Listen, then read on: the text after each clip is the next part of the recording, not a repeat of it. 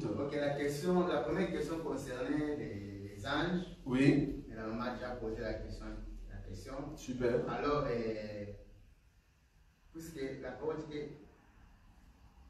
qu'il était important aux anges qu'une femme couvre la tête. Aux anges? Oui. Comment ça? Oui, quand vous lisez les versets 10 là. Oui. Ça dit comme ça. Oui. Comment vous pouvez lire ça? Le verset 10. La femme,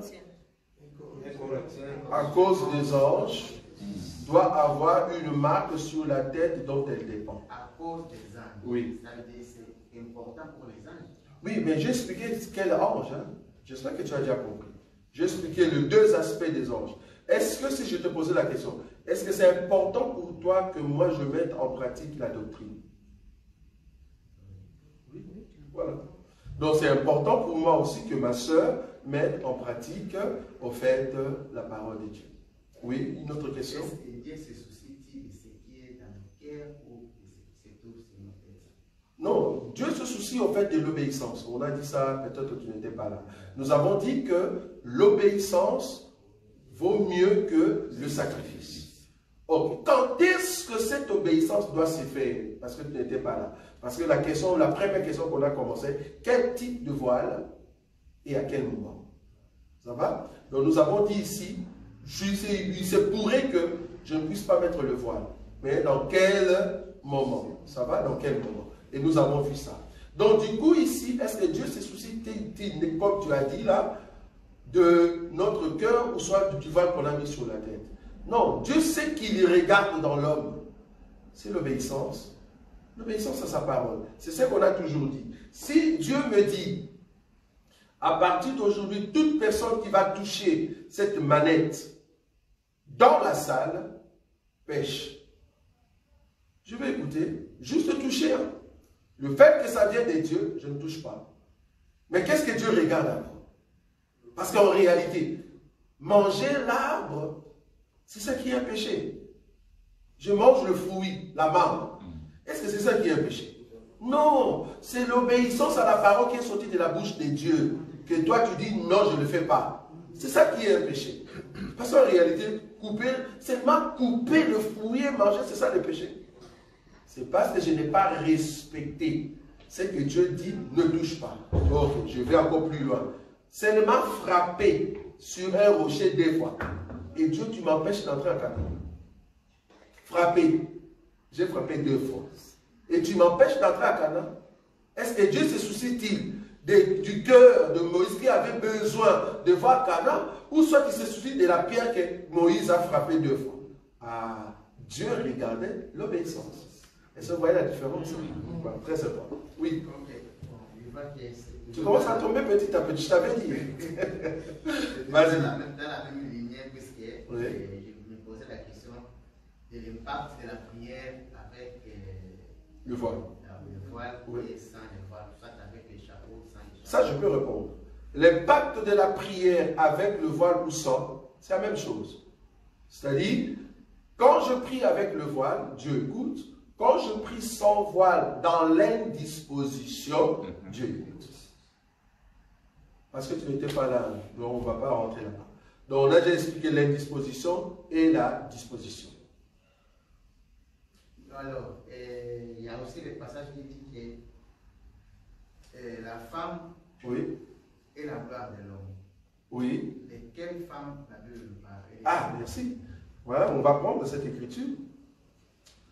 C'est 1 Corinthiens toujours chapitre 11. Hein? Oui. 1 Corinthiens chapitre 11. Il est dit,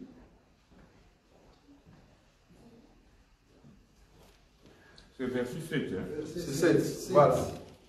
L'homme ne doit pas se couvrir la tête. Je croyais que tu regardais dans ta Bible. L'homme ne doit pas se couvrir la tête puisqu'il est l'image et la gloire de Dieu. Mais qui est l'image de Dieu? En réalité, c'est qui? Qui est l'image de Dieu? C'est l'homme. Oui, c'est l'homme. Mais quel homme? C'est ça sa question. C'est quel homme qui est l'image de Dieu? Le vrai homme. Le vrai homme. Le vrai homme, c'est normal le Christ. C'est le Christ qui est l'image de Dieu, le véritable homme. Maintenant, si tout homme accepte le véritable homme, toi aussi tu deviens homme. Je ne sais pas si tu vois là où je suis. Toi aussi, parce que tu es soumis. Comment accepter le véritable homme? Mais c'est le verset 3. C'est ça, non? C'est le verset 3. Je veux cependant que vous sachiez que Christ est le chef de l'homme. Ah, voilà. Si je te posais la question, c'est quel homme? C'est vraiment toi? Mais il faut que toi, là, tu puisses accepter que Christ soit ton chef. Là, c'est bon. Si Christ est ton chef, alors on parle de l'homme qui est dans l'église. Et si l'homme est le chef de la femme, on parle ici de la femme qui est dans l'église. Donc c'est notre sœur qui est dans l'église. Ça va? Oui, Donc ne parlez pas de ceux qui sont dehors. Oui, c'est la seconde question concernant aussi ce que vous venez de dire. Ah non, j'ai répondu directement. Ah, non. Je t'avais dit que ça va commencer à tomber, tu vois. Ah oui. Oui. Parce que quand on dit la femme soit soumise, Oui. ça regarde qui soit soumise à l'homme. Oui. Tout homme ou... Non, à son mari. On parle de son mari parce que l'autorité dont elle dépend. Attendez, est-ce que maman Nadine dépend de ton autorité? Elle dépend de mon autorité. L'autorité dont elle dépend. Comme elle est là, elle ne dépend plus de l'autorité de ses parents. Oui ou non? Oui. Pourquoi? Parce que j'avais déjà racheté l'autorité parentale qui était sur la tête de ma soeur. Donc du coup, elle n'est plus soumise à l'autorité parentale. Donc, elle n'a plus l'autorité de ses parents. Donc, l'autorité dont elle dépend, c'est mon autorité. Tu vois ça? Maintenant, l'autorité dont l'homme dépend, c'est quelle autorité? Christ. Maintenant, si la personne ne croit pas que Jésus existe, alors que c'est un homme, est-ce que Dieu considère que c'est un homme? Non, Dieu le considère comme étant animal. C'est ça la différence. Donc nous qui sommes en Christ et Jésus, nous sommes des vivants. Donc quand on dit homme, c'est en Christ et Jésus. Toi qui as Christ, le véritable homme, et la femme que tu vas épouser en Christ et Jésus. Pourquoi? Parce qu'elle a la vie. C'est seulement dans l'église. Parce que ici nous sommes à l'église. Ça va? Oui, encore? Donc, quand vous parlez sur les voiles, Oui. la femme doit couvrir La tête. C'est vrai, je n'étais pas là. Oui. Et ce sont des signes ou comment? Mettre ça ici, c'est vraiment couvrir toute la tête. Merci. La femme qui ne couvre pas toute la tête. Merci. Elle qui a couvert, par exemple, ici, c'est les mains. Ok. Elles sont différentes ou comment? Merci. Quand elle prie. Voilà, comme tu as dit, tu n'étais pas là, on a déjà répondu à ça. Ok. La Bible dit que la chevelure lui a été donnée comme voile. Le verset 15. C'est ça, non? La chevelure de la femme lui a été donnée comment? Comme voile. Question. Est-ce que la chevelure de la femme couvre toute la tête? Oui. Non. Toute la tête. Par rapport aux musulmans, ça c'est autre chose. Mais donc, Oui. quand vous parlez de la tête, c'est à partir d'ici, tout ça. Ah, tu as une écriture pour ça. La tête. Ah, tout ça, à partir d'ici. C'est ici. La tête. Oui. Ok, voilà. La tête. Oui. Quand on parle de cheveux, Uh-huh. il y a l'espace spécifique là où les cheveux se trouvent. Mais super, C'est sur la tête. super. Quand on dit de couvrir les cheveux, qui est les cheveux, Couvrir la tête. Couvrir la tête, on ne couvre pas toute la tête. Oui, Là où se trouve cette gloire-là, oui, ça veut dire si vous couvrez, vous allez couvrir une partie seulement ici. oui. L'autre partie reste dehors. Uh-huh. Ça veut dire la gloire n'est pas couverte. Non. Pourquoi? Parce que c'est ce qu'on a vu tout à l'heure. Je repose encore la question. Verset 15, on nous dit que la chevelure lui a été donnée comme voile. Voile sur quoi? Sur la tête. Parce que c'est le voile sur la tête. Question. Est-ce que le voile qu'on appelle chevelure, est-ce que couvre toute la tête? Là, la tête, on va passer au sens large du docteur. Bon, là, tu commences à réfléchir. Moi, je suis dans l'écriture. Ne réfléchis pas, parce que plus tu réfléchis trop, tu vas appeler l'intelligence humaine. Faites attention. Voilà, attention. Là, tu réfléchis. Ne réfléchis pas. Je pose une question. C'est une question simple. Tu es là. Les femmes sont là, nos sœurs sont là. Elles ont des cheveux sur la tête, oui ou non? Oui ou non? Paul nous dit que la chevelure de la femme, nos sœurs qui sont là, ça s'appelle voile sur la tête. Oui ou non? Maintenant la question, est-ce que le voile en question couvre toute la tête? C'est tout. Voilà. Tu réponds seulement non. Ne souffre pas. Tu dis seulement non. En fait, là, tu as dit vrai. Parce que si tu dis oui, tu auras un problème. Parce qu'on va commencer à te poser la question.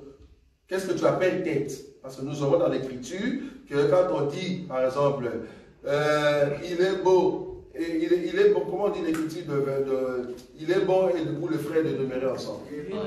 Il est bon, doux et agréable aux frères de demeurer ensemble. On peut trouver cette écriture-là. Remarquez comment elles sont pas. Parce qu'on peut trouver sur cette écriture-là. Oui. Remarquez la tête, hein? On va voir la tête là. Psaume 133, verset 1. Psaume 133. Est-ce que tu peux lire? Oui. Lisez. Qui a trouvé ça? Psaume 131, c'est ça? 133, verset 1. Psaume 133, verset 1. Je lis au nom de Jésus-Christ. Oui. Cantique des degrés de David. Voici, oh, qu'il est agréable, qu'il est doux pour des frères de demeurer ensemble. Oui.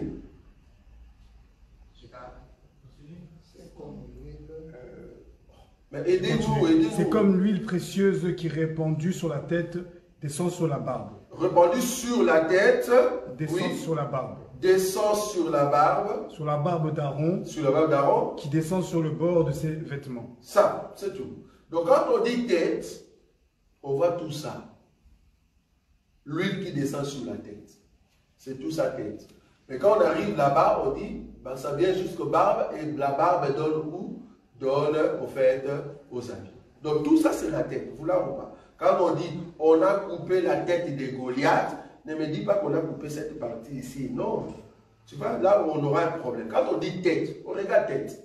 Tête, c'est ça, la tête. Jésus est la tête de l'église, nous sommes les corps. Là, ne me dis pas que la tête, on dit Jésus, c'est la crâne. Donc cette partie aussi, ça reste aussi avec les corps. Ça ne va pas. Tu vois, tu auras un problème. Donc quand on dit tête, c'est là. Ah, tout ça, c'est tête. Ok. Maintenant, la question. Est-ce que la chevelure qui est le voile sur la tête de la femme, qui est une gloire, est-ce que cette chevelure couvre toute la tête? C'est ça la question. Non. Ok?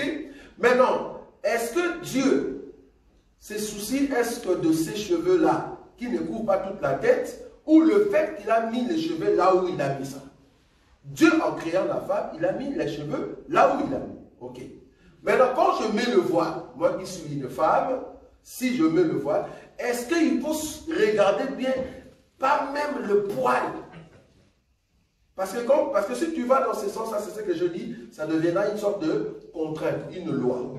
C'est-à-dire, je veux mettre le voile comme le musulman. C'est-à-dire là, je viens là, je fais vraiment là, pour que tous mes cheveux soient à l'intérieur. Mais il y a même d'autres qui vont là, seulement, comme ninja. Tu vois? Donc, c'est-à-dire, du coup, tu nous ramènes dans des contraintes de dire, ah, il faut vraiment que ça soit là, parce que tu ne sais pas. Parce que là, tu parles des cheveux de nos sœurs qui sont africaines. Va chez les blancs. Chez les femmes, vouloir, on va leurs cheveux, peut toujours sortir. Or, le fait que ça sorte, elles pêchent. Dans ces pensées-là. Donc, ça ne peut pas sortir.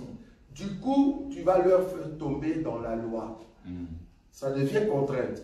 Or, nous ne pouvons pas servir Dieu avec contrainte. C'est pour ça que je dis, il faut toujours ramener tout le verset. Même moi, je ne peux pas servir Dieu avec contrainte. Si je commence à servir Dieu avec contrainte, alors que l'Écriture n'a pas martelé là-dessus, je crée une loi. Ça, c'est le danger. La Bible me dit, la soumission ou l'obéissance de la femme, c'est quand elle met le signe de l'obéissance dont elle dépend. Donc, si je suis une femme mariée, je mets le foulard sous ma tête. Est-ce qu'il faut que tout le cheveu entre? Je n'ai pas une écriture pour ça. Là, ce sont des réflexions. Ça va? Mais docteur, quand on dit de couvrir la tête, oui. pas les cheveux. Pardon? Si on couvre les cheveux, oui. C'est ça la question que je viens de poser. Oui. Vous allez couvrir les cheveux, une partie seulement, ça te devant. Toute cette partie de derrière, ici dehors. femme. C'est ça aussi la nature. La nature, elle ne vous enseigne pas que ça, ce n'est pas pour tout la vie. Oui, par exemple, quand on dit à l'homme comme ça, quand on dit à l'homme de ne pas couvrir la tête, l'homme, tout homme qui prie ou qui prophétise la tête couverte, est-ce que tu vois cette écriture-là? À l'homme maintenant par rapport à l'homme. Est-ce qu'on parle ici de voile comme des musulmans qu'on met ici cachés complètement, ou on parle des casquettes? Pourquoi si je mets des casquettes, Dieu n'est pas content dans l'église? Parce que les casquettes, vouloir ou pas, ça prend seulement ici, non? Il y a aussi mes cheveux qui se voient. Pourquoi Dieu n'est pas content? Donc Dieu considère que même toi, si tu étais président, quand je mets des casquettes, bien que c'est là, tu considères que je ne te respecte pas. C'est-à-dire, je couvre ma tête. Bien que ça reste ici vide. Je ne sais pas si tu vois. C'est-à-dire, le fait de mettre des casquettes sur la tête, ça s'appelle déjà couvrir. Je ne peux pas couvrir ma tête. Même le comment on dit, le chapeau qui vient comme ça, comme le fachi. Comment? Monier, voilà, ça, c'est ça, voilà. Ça là, tu vois, tu vas enlever directement. Si tu remets ça, vouloir ou pas, tu as vu toi-même, tout le cheveu ici, ça reste.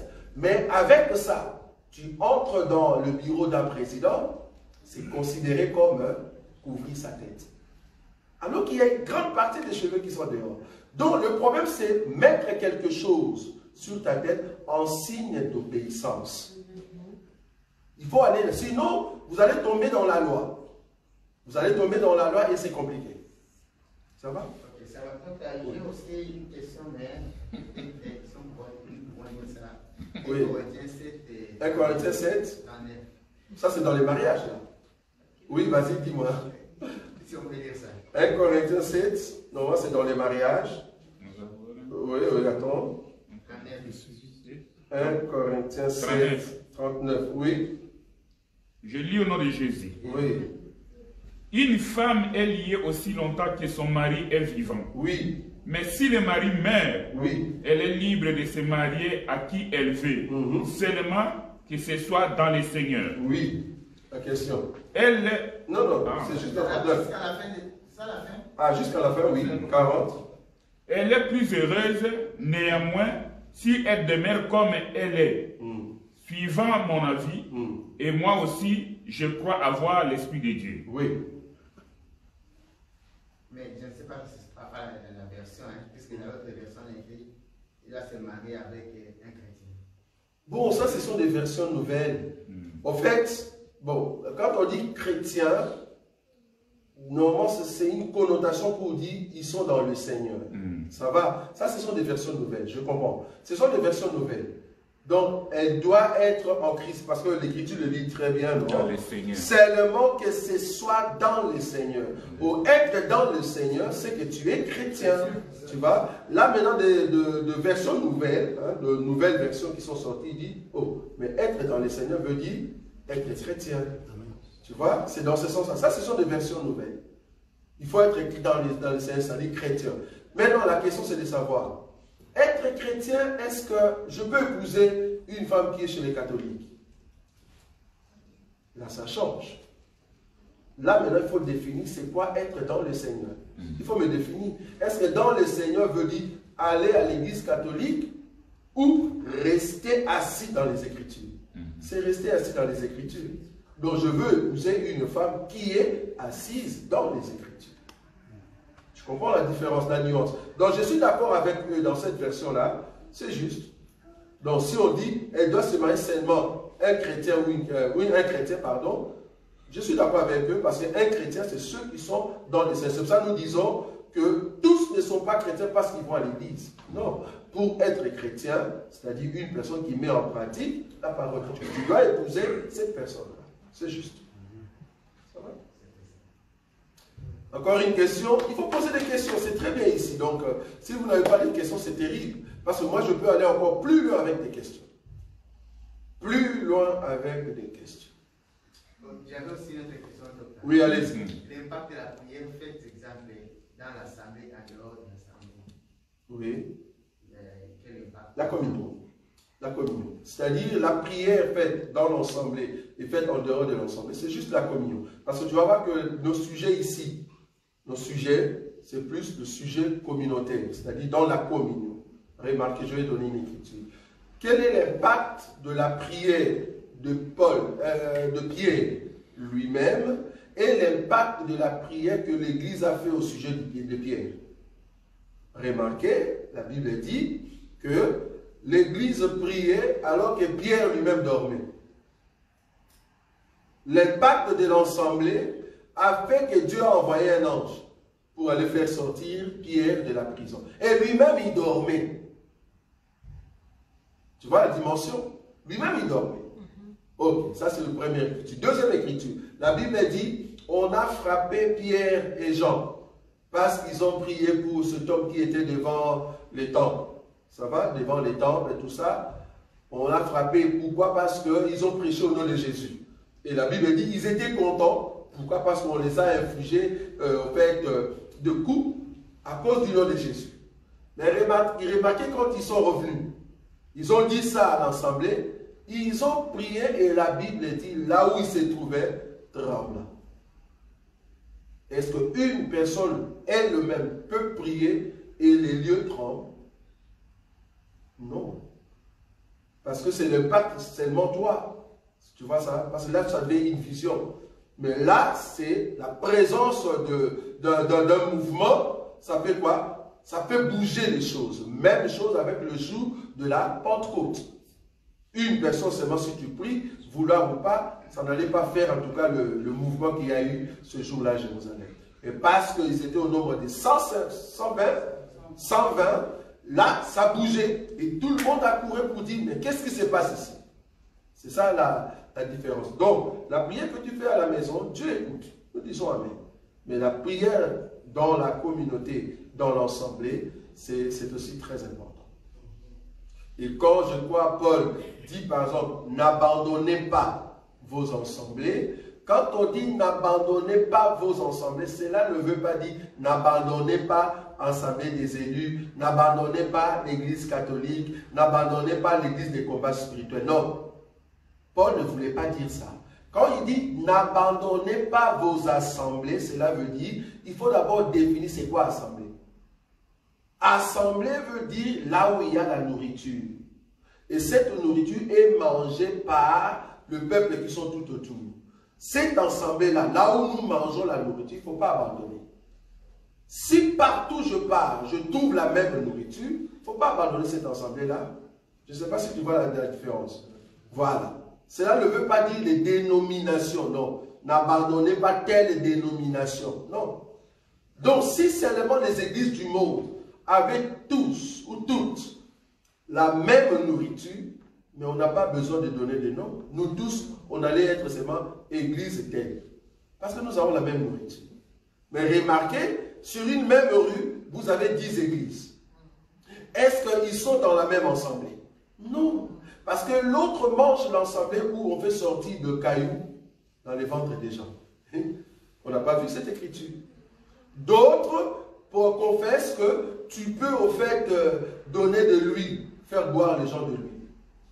On n'est pas dans la même assemblée. Or, pour être dans la même assemblée, il faut être dans la même assemblée avec les Jacques, les Pierre et les Paul. Mais toi, tu es dans une assemblée où on vous dit, qui a acheté l'huile? J'ai vu ça tout à l'heure sur Facebook. Allez, amenez vos huiles. Enfin, il dit au peuple, achetez de l'huile chez Aldi et nous allons prier. Cette huile-là, vous allez l'utiliser à la maison. Même si on appelle nos frères le Paul et les Pierre, on dit, écoutez un peu ce qu'ils disent, soi-disant, c'est écrit dans la Bible. Est-ce que vous êtes d'accord avec ça? Ils vont dire, non, ça, nous n'avons jamais vu ça dans l'assemblée où nous sommes. Dans l'assemblée des dieux, il n'y en a pas. Si tu es dans l'assemblée de cet enseignement, il n'y en a pas où on fait acheter des gens des huiles. Non, ça vient d'où ça? Vous avez acheté de l'huile. Donnez-nous, d'ailleurs nous ici pour rappeler, pour ceux qui ne connaissent pas, la fin de l'année va arriver dans 1 mois et demi. J'aimerais vous dire que si vous ratez les 31, ici nous avons l'habitude de distribuer des poulets et de l'huile. Et de riz. Je ne sais pas si vous savez. Vous savez, non? Ah, vous ne savez pas. Demandez à Maman Siné. Donc, nous ici, nous avons l'habitude, chaque les 31, au lieu que ce soit vous, dans d'autres églises, les 31, 365 jours. Ça fait combien de jours? Ça fait 365. Alors, commencez à compter 1 euro, 1 euro. Donc, chacun de vous doit amener 365 euros pour donner à l'homme de Dieu. Papa, nous sommes 100. 365 euros fois 100. Papa, vraiment, pasteur, comment tu peux nous gagner comme ça? Ça, c'est rouler les gens. Ça, c'est arnaquer, en fait. Ça va? Mais nous, ici, au lieu que vous donniez au pasteur, non, c'est les pasteurs qui vont vous donner. Donc, les hommes de Dieu, nous allons acheter l'huile. Nous faisons ça chaque année. C'est ça, l'année passée, on l'a fait. C'était en France. C'était en France, ah oui, on a fait ça en France. Voilà. Donc, on fait ça chaque année. Donc, les 31, ceux qui seront avec nous, vous allez rentrer avec du poulet, de l'huile. Bon, nous allons voir parce qu'avec Maman Sylvie, on peut toujours rajouter beaucoup de choses. Ça. Donc, nous allons voir en fait l'argent que nous aurons et nous allons acheter. Donc, notre souci, c'est quand vous rentrez le premier, vous préparez la nourriture que l'Église vous a donnée. Voilà. Donc, du coup, donc, il y a, le problème, c'est l'ensemble. Ça va? Donc, vous êtes dans quel ensemble? Donc, du coup, si vous êtes dans l'ensemble, là où il y a la bonne parole, gloire à Dieu. Ça va? Oui. Si je voulais demander, quand on parle des femmes, y a-t-il un âge? Est-ce qu'il y a un début d'âge pour une femme de porter le voile, même quand elle prie? Super, donc tu n'étais pas là dimanche, tu étais là? Non. Ah, tu n'étais pas là dimanche. Non, je n'étais pas là dimanche. Voilà, il faut avouer, il n'y a pas de souci. En fait, quand nous disons femme ici, quand est-ce qu'une femme doit porter, au fait, le voile?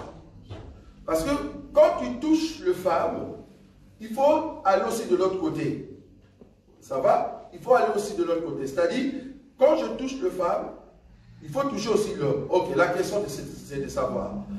J'ai un enfant, par exemple, Ruben, ou soit Tourodin. Ça va? L'enfant du pasteur. On l'amène ici à l'église, le petit était ici, je ne sais pas, j'ai vu dans les images, le petit dansait pas mal le dimanche. Il était juste à côté de maman Angèle, et maman Angèle qui regardait. Le petit a au fait 8 ans. Et Ruben n'a que 12 ans. Ça va? Est-ce que Ruben, dans l'ensemble ici, bien que c'est un petit, peut mettre des casquettes sur sa tête? Pourquoi pas? C'est parce que c'est malséant. Tu vois là où je suis? Du coup, chez la femme, c'est la même chose. On n'a pas l'âge pour être homme. C'est l'obéissance. C'est l'obéissance qu'on regarde. Si Ruben ne peut pas mettre de chapeau alors que nous sommes ici, alors qu'il n'a que 12 ans, l'autre n'a que 8 ans, mais on trouve que c'est malséant d'être ici dans un milieu, c'est irrespectueux de porter les casquettes, même si c'est un enfant. C'est de la même manière pour une petite fille, parce que nous avons dit que son autorité c'est Christ, pour une petite fille de 8 ans, de 12 ans, même si tu n'es pas marié, alors mets quand même le voile par signe d'obéissance. On avait dit ça les dimanches. Ça va? Des questions? Ah oui, maman, allez-y. Moi, j'aimerais savoir, pour cette femme qui était soumise à l'homme, oui. Alors, est-ce que cet homme est censé soutenir toujours cette femme ou peut-on la répudier? Ah, là tu es dans la question du mariage. Nous sommes dans... C'est Emmanuel qui a commencé ces questions-là. Je comprends qu'il provoque tout le temps de sujets de... Mais ça, on est dans le sujet du mariage. On peut garder cette question parce qu'on va quand même toucher le mariage avant les 31. Ça va? C'est très bien. Oui, maman? Une question. Ce que les obligés, moi, si je suis à l'église, oui. à la voile. Oui. Ah, ce qui les a obligés. Est-ce que c'est obligatoirement toute femme qui se marie à l'église de porter le voile? Non. En tout cas, dans notre évangile, même le voile là en question, on ne force pas les gens. Nous, on croit que c'est un habit normal. Tu peux venir en raffia. Ben oui, donc l'habit, c'est pas ça qui compte. Nous, ce qui compte ici, c'est quoi? Nous, ce qui compte, on va te poser la question. Est-ce que le père de la femme a accepté ta dot? Si tu nous dis oui, c'est tout. Nous, qu'est-ce qu'on fait? Pour nous, on dit le mariage est conclu. Donc, nous, l'église, ce qu'on regarde, c'est ça. On vient ici, on dit merci Seigneur parce que le mariage a été au fait réalisé. Maintenant, si toi, tu veux t'habiller en bague, en voile, en raffia, en écorce de manier, c'est toi. Mais si seulement ça respecte un Timothée, chapitre 2, le verset 8 à 9. C'est-à-dire pudeur, modestie et quoi? Modestie. Modestie, pudeur et décence. C'est tout. Si ça respecte, il n'y a pas de souci. Tu peux mettre tes voiles, tu peux venir si tu fais des semblants, comme on a dit la fois passée, des femmes qui mettent la tête comme ça par soumission. Ça, c'est toi. Mais nous, on sait déjà que c'est notre sœur elle. Pourquoi tu fais la tête comme ça, comme si ce n'était pas toi? On comprend, c'est juste, comme on dit, l'ousil, c'est-à-dire le respect. Mais nous, ce ne sont pas les habits que nous, on regarde. Nous, on regarde, est-ce que le mariage a été réalisé auprès des parents? Donc, tu n'es pas obligé. Et d'ailleurs, un conseil que je peux donner à mes sœurs et à mes frères qui ne sont pas encore mariés et qui nous regardent par ces médias et qui ne sont pas encore mariés, si vous voulez vous marier au fait moins cher, venez chez nous. Sinon, vous allez prendre des salles trop chères. J'ai été au Congo, en tout cas, ma nièce a pris une salle de 15 000 balles. J'ai dit, si c'est, je vous dis, 15 000 $. J'ai dit, non, ben, si vous avez l'argent, tu peux te faire de plaisir, pourquoi pas. Mais je trouve que c'est du gâchis. C'est du gâchis. Donc, si, en tout cas, vous voulez vous marier moins cher, venez chez nous. Pourquoi chez nous? Parce que nous croyons que dès que le père reçoit au fait la dot, le mariage est déjà réalisé. Mais malheureusement, là où ma nièce se prie, on lui a dit, ben, dès que le père accepte la dot, ce n'est pas encore le mariage. Il faut après cela aller à la mairie. Ce n'est pas encore le mariage. Il faut maintenant venir auprès du pasteur pour qu'il puisse dire, je déclare mari et femme. Alors c'est le mariage. Ça, c'est un faux enseignement. Donc c'est pour cela maintenant, vouloir ou pas, il y a d'autres qui fêtent 3 fois. En tout cas, si vous avez l'argent, tu vas fêter 3 fois. C'est-à-dire le mariage coutumier, on vient, mais vous êtes seulement en panne. Ils sont en panne, mariage coutumier. Après, mariage de mairie. Là, c'est en costume, tenue normale, mais les gens vont voir. Ah, maintenant, c'est l'église. Là, maintenant, c'est le voile qui va jusque là-bas. Le voile qui va coûter combien? 7 500 €, mais tu vas le mettre seulement une fois. Et vous avez l'argent. Donnez-nous les 7 500, on met ici. Hein? Au lieu d'acheter cette robe-là de 7 000 €, tu vas mettre seulement une fois. C'est-à-dire la nuit, là, tu mets ça et c'est fini. Demandez, en tout cas, maman a dit sa robe aujourd'hui, ça se trouve où? Elle a laissé ça au pressing. Elle a abandonné ça. Elle ne veut plus prendre ça. J'ai dit, mais attendez, c'était ta robe, non? Pourquoi est-ce que le femme, c'est une question qu'on va demander à nos sœurs. Sœurs, toi qui nous suis et toi qui êtes là, pourquoi la robe de mariage blanche là? Pourquoi vous ne le remettez plus? Pourquoi ne pas le mettre dans les mariages d'autrui? On va confondre, ça c'est sûr. Vous voyez ça? Vous ne voulez plus mettre cela, pourquoi? Parce que ben, ça n'a pas d'utilité. Alors pourquoi gaspiller 10 000 €, 7 000 € pour une robe que tu vas mettre seulement une fois? Venez chez nous. En tout cas, il y a des palmes et nous avons de bien-aimés qui vont bien coudre cela. À 500 €, c'est bon, ça passe très bien. Et tu seras content et voilà, le mariage a eu lieu. Au lieu de souffrir avec les 7 millions. Ça va? C'est juste un conseil, donc c'est à vous de voir. Oui? Oui, il y a une question en ligne de notre sœur Caroline. Oui. Elle pose la question. Si on comprend bien, si je rentre dans une assemblée et je remarque que les femmes dans cette assemblée ne portent pas le voile, je dois malheureusement constater que dans cette assemblée, on ne respecte pas la parole. Amen. Amen. Au fait, la doctrine, c'est comme si tu entrais dans une assemblée et on dit par exemple que le baptême n'est pas obligatoire. Ils ne respectent pas l'assemblée. Tu entres dans une assemblée, tu vois, il y a 6 paniers d'offrandes. 6 paniers d'offrandes. Hein? Non, je vous dis, il y a des églises comme ça. 6 paniers, même 7. Galates, de prophètes, dîmes, offrandes ordinaires. Je me suis dit, c'est quoi ordinaire? Je ne comprends pas. Bon, extraordinaire, c'est quoi? Je ne sais pas. Donc, offrande ordinaire, aumône, voyage du pasteur. Attendez, s'il vous plaît. S'il vous plaît. Ça dit, je viens avec mon argent. J'ai 15 €, mais vouloir ou pas, ben, je vais échanger à 1 €, 1 €. Ben oui. Donc, Dieu voit que j'ai mis 15 €. Donc, je mets 1 € là-bas, 1 €, 1 €, 1 €. Voilà. Donc, du coup, si j'entre dans une assemblée, là où je vois que le voile n'est pas respecté, ou soit ils ne mettent pas le voile, ben je me dis directement, ils n'ont pas cet enseignement, ou soit le pasteur est ignorant, et Dieu va lui accorder la grâce un jour de rencontrer cet enseignement. Parce qu'il ne faut pas condamner directement cet enseignement-là pour dire, ah, cet enseignement va aller en enfer. Non. En fait, le pasteur n'a pas encore rencontré l'enseignement véritable sur le voile. Oui. Oui, il y a la sœur Sarah Gigot. Oui. Bon, je ne sais pas si c'est une question, mais ça termine par un point. Oui. Ou bien une information qu'il veut nous donner. Oui. Il dit, en Belgique, il est interdit par la loi de se marier religieusement sans mariage civil. Bon, peut-être. Hein, bon, ça, ce sont des lois étatiques. Ça, ce sont des lois étatiques. Ça, c'est vraiment la loi qu'on peut mettre ici en Belgique ou en France. Mais par contre, en France et en Martinique, je crois, ou Guadeloupe, je crois que le 9 décembre, Papa Nono va faire un mouvement. Pourquoi? Parce qu'eux, ils considèrent que le mariage, c'est le mariage civil et à l'église. Donc, les mariages des parents, ils s'en foutent complètement. Donc, il y a d'autres qui pensent comme ça. Mais nous, étant en Christ et Jésus, nous avons notre manière de comprendre que le mariage a été réalisé. Il faut qu'il y ait un mot de la part du Père, sinon ça ne va pas. Il faut qu'il y ait un mot de la part du Père. Donc, si c'est une information, ben, je le confirme, c'est juste, mais c'est une loi étatique. Ça n'a rien à voir avec la loi ecclésiastique. Ça n'a rien à voir. Ça va?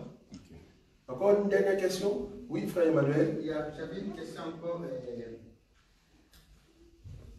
à Ephésiens 5, verset 27. Ephésiens 5, 27, tu peux lire ça?